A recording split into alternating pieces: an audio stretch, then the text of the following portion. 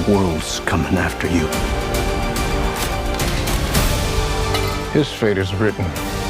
Shall we write yours too? Mission 1 was the first movie you produced, though. Yeah, now you've come back, you've produced them, you've starred in them. Yeah, What is I don't it know how about many this I've produced. franchise and this character that keeps bringing you back? There's constant adventures that we can take with this character. And to be able to expand it with the cast that we have, McHugh and I, we really wanted to blow this one out and make it a big, big, big epic adventure.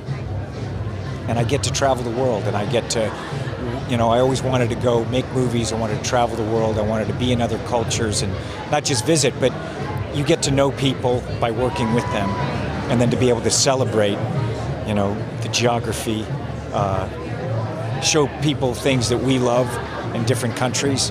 And every time there's something new. There's always another step, and to be able to have something that we can share and make for the big screen. I think today it's even more important to do that for audiences, and so that's what I love doing. So this movie is wall-to-wall action.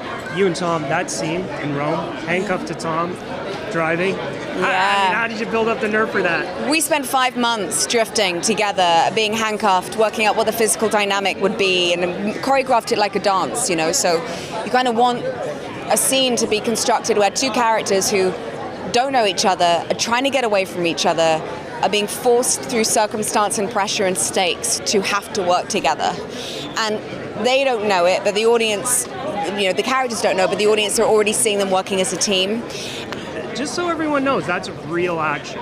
Oh yeah, we did it all real. Yeah, it's not called Mission a Bit Tricky. We kind of went in to make sure that we were absolutely giving everything we got, because we know that Tom brings it, and he trains so hard and is so disciplined.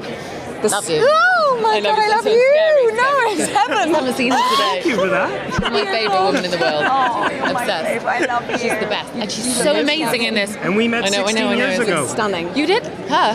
One of my first. I know. When I was 4. wish I had. Yeah, when she's 4 years old. Yeah, 16 years ago. I was 20. 4. She's 20. the youngest in this Just movie by far. graduated. I love you. I love you. I've seen a bit. So talk a little bit about Benji's arc, because he's a lot different than when we first met him. Yeah, he's gone from being a kind of guy in the lab to being a field agent, an experienced, storied field agent who is very, very capable and much more mature than he was when he started out. When he first got out in the field in Ghost Protocol, he was very much like a puppy. He was wet behind the ears, and he was very excited to be wearing masks. Now he's been through a lot, He's almost died a couple of times. He's saved the world a couple of times. It's a different Benji, really. Although he's the same guy at heart. He's just, he's experienced now. Is there a skill that you've learned from playing him? Yeah, I learned how to dive with a rebreather. I learned how to drive a twin-engine speedboat. I learned how to drive a water taxi in Venice. Every time I do one of these films, I learn a new skill, And it's always a pleasure to sort of find out what that's going to be. I love playing the bad guy or the villain or whatever you call it. It's very cathartic. You get to see do things that you wouldn't do in real life, and to show something a little bit more insane of what a human being can be. Is being the villain more fun? Yes, it's more fun. I love doing both, but I love this character because it's very intense. You go from 0 to 300 in 1 second. So it was really nice to get to do things that are unexpected.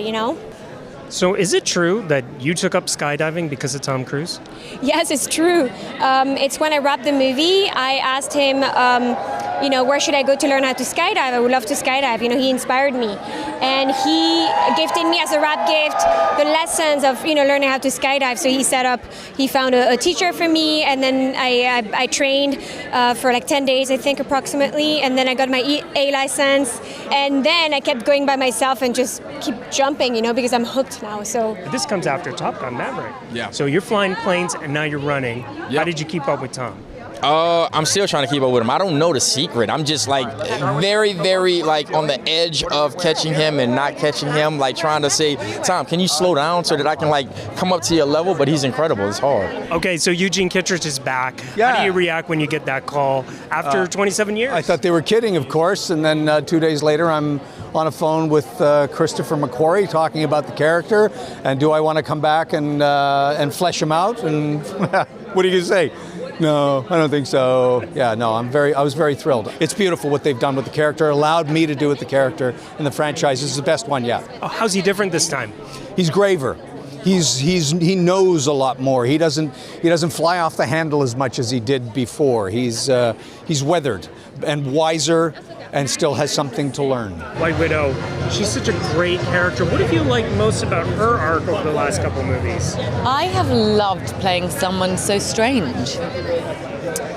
I remember when they said, we want her to be a femme fatale, but we want her to be an unusual kind of femme fatale. And I thought, God, how can we do that? And we really worked on it so that she wasn't overtly sexual or trying to be too menacing.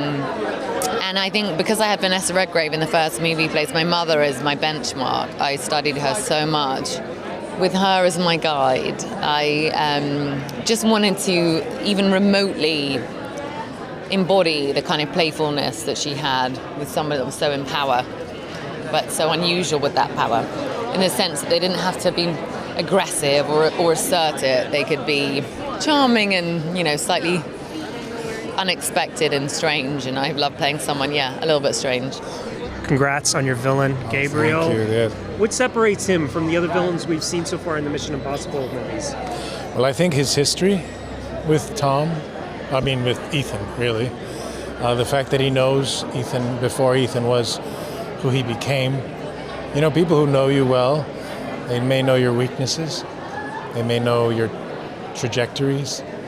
And with the technology that is powering my character, it's quite the formidable foe. It's quite, the mountain to overcome. And so for me, there's another aspect that I don't know if we can reveal, but I'm not afraid of death. I embrace it. Because I look at it as the beginning. Fighting Tom on top of that train. Yes. How'd you psych yourself up for that? A lot of preparation, training, and trust in the incredible teams that they put together for that, from the camera operators.